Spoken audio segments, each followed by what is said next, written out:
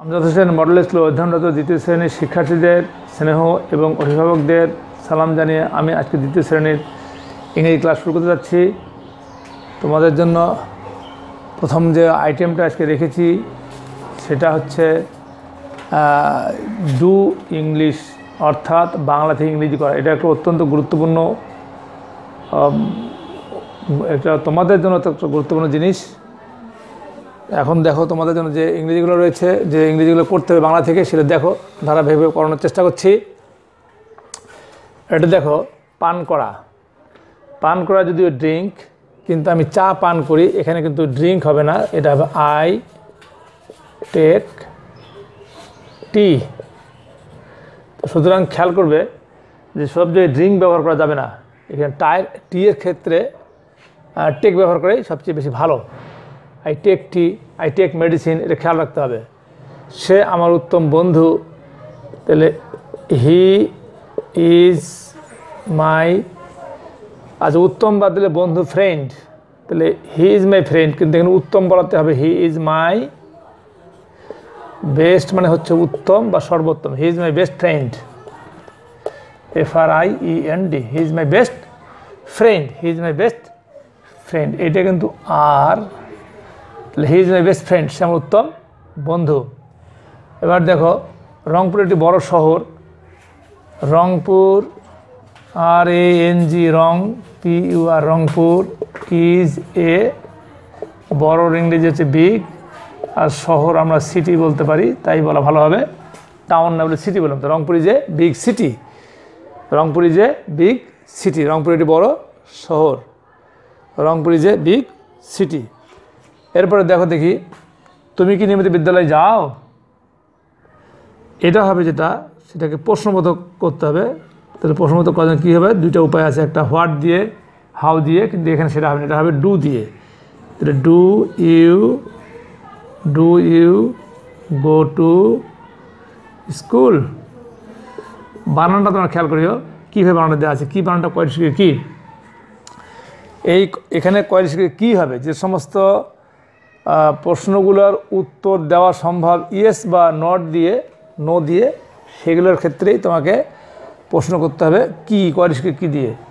আর যদি ইয়েস বা নো দিয়ে উত্তর করা সম্ভবপর না হয়, তাহলে সেই প্রশ্নগুলো হবে কয়ের কী দিয়ে প্রশ্ন করতে হবে। যাই হোক, তুমি কি নিয়মিত বিদ্যালয়ে যাও, তুমি উত্তর দেবে হ্যাঁ অথবা উত্তর দেবে না। যেহেতু হ্যাঁ বা না দিয়ে উত্তর দেওয়া সম্ভব, সেই ধরনের প্রশ্নগুলো করার ক্ষেত্রে সামনে ডু বা ডা জানতে হয়, এরকম। তাহলে do you go to school, তুমি কি, ও আরেকটু এখানে আছে নিয়মিত কথাবার্তা এখানে বলা হয়, do you go to school, তুমি কি বিদ্যালয়ে যাও। আর নিয়মিত জন্য হচ্ছে do you go to school regularly, REGULARLY, প্রশ্নবোধক। তাহলে do you go school regularly, do you go to school regularly, প্রশ্নবোধক চিহ্ন। তুমি কি নিয়মিত বিদ্যালয়ে যাও, এভরিডে তা হবে না, রেগুলারলি বলতে হবে। এবার রাজহংসী ডিম পারে, মুরগি ডিম পারে যেরকম, রাজহংসী ডিম পারে একই রকম, খালি এখানে এ গুজ, LAYS লেজ, এ গুজ লেজ এগস। তাহলে এখানে যদি মুরগি ডিম পারে তাহলে হবে এ হেন লেজ এগস। তাহলে এই গেল তোমাদের বাংলা থেকে ইংরেজি করা, যেটা অত্যন্ত গুরুত্বপূর্ণ। এটা ভালো করে খেয়াল করবে এবং ভালো করে পড়বে। এটা কিন্তু পরীক্ষার জন্য কমন ধরা খুব মুশকিল ব্যাপার, সাধারণত কমন পাওয়া যায় কম, তাও তোমাদের জন্য যে করানো হচ্ছে খুব সহজ না, খুব কঠিন না, মিডিয়াম, ভালো করে খেয়াল করবে। এখন তোমাদের চলে যাচ্ছি হচ্ছে ডু বাংলা করার জন্য, অর্থাৎ বাংলা করতে হবে। বাংলা করার জন্য যেটা রয়েছে সেটা হচ্ছে, প্রথমটা রয়েছে the farmer thinks all the eggs are inside the goose. এটা অবশ্য তোমাদের আগেও করানো হয়েছে, তোমাদের স্মরণ করে দেওয়া হচ্ছে কতটুকু মনে আছে না আছে। এটা আমি, the farmer thinks all the eggs are inside the goose, তাহলে কৃষক ভাবেন, যদি কৃষককে আমরা একটু সম্মান দেখিয়ে বলি, কৃষক ভাবেন সবগুলো ডিম, কৃষক ভাবেন সবগুলো ডিম রাজহংসীটির, আচ্ছা এখানে ইনসাইড দি গুজ, ইনসাইড এর অর্থ কী, তাহলে ইনসাইড দি গুজ হচ্ছে ইনসাইড মানে ভিতরে, কিন্তু এখানে তা হবে না। কৃষক ভাবেন সবগুলো ডিম রাজহংসটির পেটে আছে। রাজহংসটির পেটে আছে। কৃষক ভাবেন সবগুলো ডিম রাজহংসটির পেটে আছে। এটি হচ্ছে the farmer thinks all the eggs are inside the goose. Inside the belly না লিখলেও এখানে তোমাকে বুঝে নিতে হবে যে ইনসাইড দি গুজ মানে ভিতরে, ভিতরে অর্থাৎ পেটে, এটি বোঝানো হচ্ছে। এখন তোমার 2 নম্বর যে অনুবাদটা, 2 নম্বর যে ইংরেজিটা আছে, হি কিলস দ্য গুজ, এটা হচ্ছে তিনি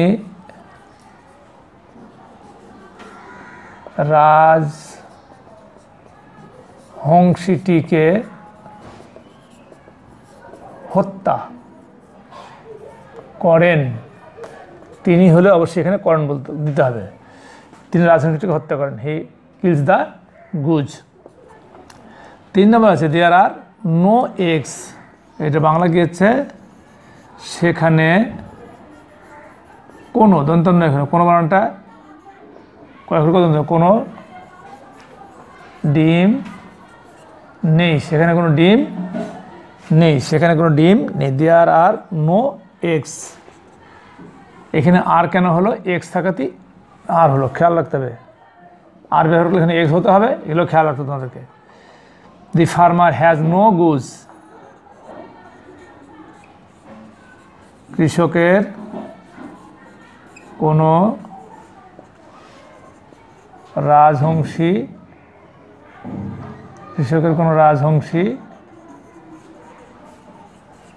নেই। দাঁড়ি, দি ফার্মার হ্যাজ নো গুজ, কৃষকের কোনো রাজহংসী নেই। এরপরে রয়েছে ইট ইটস আদার অ্যানিমেলস, ইহা অন্য প্রাণীদের খায়। ইহা অন্য প্রাণীদের খায়। তাহলে ইহা মানে এখানে আসলে কি বোঝানো হচ্ছে, তোমাদের গল্পে কি আছে, a tiger it's other animals, ওইটি বলছে ইট ইটস আদার অ্যানিমেলস, ইহা অন্য প্রাণীদের খায়। এগুলো তোমাদের ডু বাংলা অর্থাৎ ইংলিশ থেকে বাংলা করা। এটা পরীক্ষা এভাবে থাকতে পারে যে এখানে হচ্ছে ট্রান্সলেট ইন্টু ইংলিশ আর ট্রান্সলেট ইন্টু বেঙ্গলি। এটা ট্রান্সলেট ইন্টু বেঙ্গলি লেখা থাকতে পারে আর ডু বাংলা থাকতে পারে, সহজ কথায়। যাই হোক, রিভিশন দিনে তোমাদেরকে রিভিশন দিতে হবে, খেয়াল করিও। কৃষক ভাবেন সবগুলো ডিম রাজহংসীটির পেটে আছে। তিনি রাজহংসীটিকে হত্যা করেন, সেখানে কোনো ডিম নেই, কৃষকের কোনো রাজহংসী নেই, ইহা অন্য প্রাণীদের খায়। এখন তোমাদেরকে নিয়ে যাব শূন্যস্থান পূরণের জন্য। শূন্যস্থান পূরণের যে আইটেমগুলো রয়েছে দেখো, এখানে 5টা আইটেম দেওয়া রয়েছে। প্রথমে হচ্ছে I can dash a man কি, তাহলে কি তোমার বইয়ে যদি ভালো করে পড়ে থাকো তোমরা অবশ্যই স্মরণ করতে পারবে। তারপর আমি লিখে দিচ্ছি আই ক্যান, এখানে হবে see, I can see a man কি, আমি বানর দেখতে পাই। হ্যাঁ, a lion lives in a, এটা ডেন, এটা হবে den, a lion lives in a den, তার মানে সিংহ কোথায় বাস করে, গুহায় বাস করে। A lion lives in a den. এরপরে আছে ড্যাশ দি রাইমিং ওয়ার্ডস, এটা হবে কি underline, UN D R under LIN E line, underline, UN D R under LIN, underline the rhyming words, ছন্দযুক্ত শব্দগুলো নিচে দাগ দাও। ড্যাশ ইজ দ্য বল, প্রশ্নবোধক, তাহলে কী হবে এখানে হোয়ার, WHER, where is the ball, বলটি কোথায়, হোয়ার ইজ দ্য বল, বলটি কোথায়। আওয়ার সাইডস আর কী হবে এখানে STRAIGHT, এটা একটা কবিতার line. Hour sides are straight, hour sides are straight, STRAIGHT, straight. এই ছিল তোমাদের শূন্যস্থান পূরণ। ভালো করে খেয়াল করবে, ভালো করে চর্চা করবে, বারবার দেখবে ভিডিওটা। এবার তোমাদের জন্য রয়েছে 4 নম্বর হচ্ছে মেক সেন্টেন্স বা বাক্য গঠন। রাইমিং, আসলে রাইমিং তো তোমাদের এখানে দেয়াই রয়েছে, এখানেই ওটা তোমরা লিখতে পারো underline UNDER under LI in underline the